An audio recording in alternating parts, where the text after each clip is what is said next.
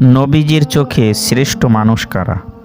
চলুন নিজের সাথে মিলিয়ে দেখি আমরা কি এই লিস্টে আছি। হাদিস 1, তোমাদের মধ্যে সর্বসেরা সে যে কোরআন শেখে এবং শেখায়। বুখারী পর্ব ফাজাইলে কোরআন অধ্যায় 21 হাদিস নং 5027।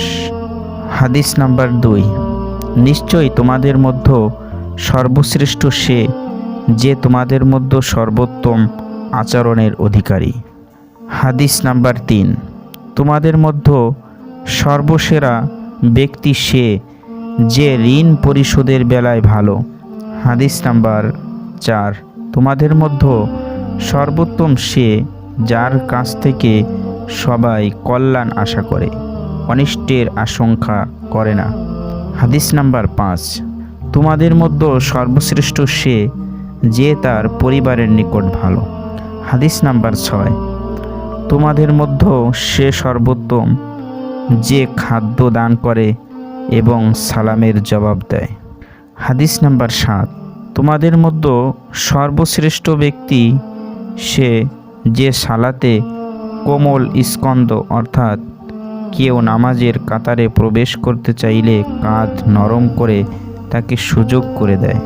হাদিস নাম্বার 9, সেরা মানুষ সে যে মানবতার জন্য অধিক কল্যাণকর উপকারী। হাদিস নাম্বার 10, আল্লাহর নিকট সর্বোত্তম সঙ্গী সে যে তার সঙ্গীর কাছে উত্তম, আর আল্লাহর নিকট সর্বোত্তম প্রতিবেশী সে যে তার প্রতিবেশীর কাছে উত্তম। হাদিস নাম্বার 11, শ্রেষ্ঠ মানুষ হলো যার অন্তর পরিচ্ছন্ন এবং মুখ সত্যবাদী।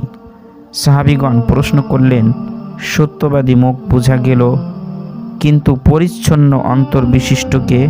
নবীজি ইরশাদ করলেন, যে অন্তর স্বচ্ছ নির্মল মুত্তাকি, যাতে কোনো পাপ নেই, বাড়াবাড়ি বা জুলুম নেই খেয়ানত ও বিদ্বেষ। আল্লাহ তাআলা আমাদেরকে সর্বোত্তম মানুষের সবগুলো গুণ দান করুন এবং প্রকৃত ঈমানদার মানুষ হওয়ার তৌফিক দান করুন।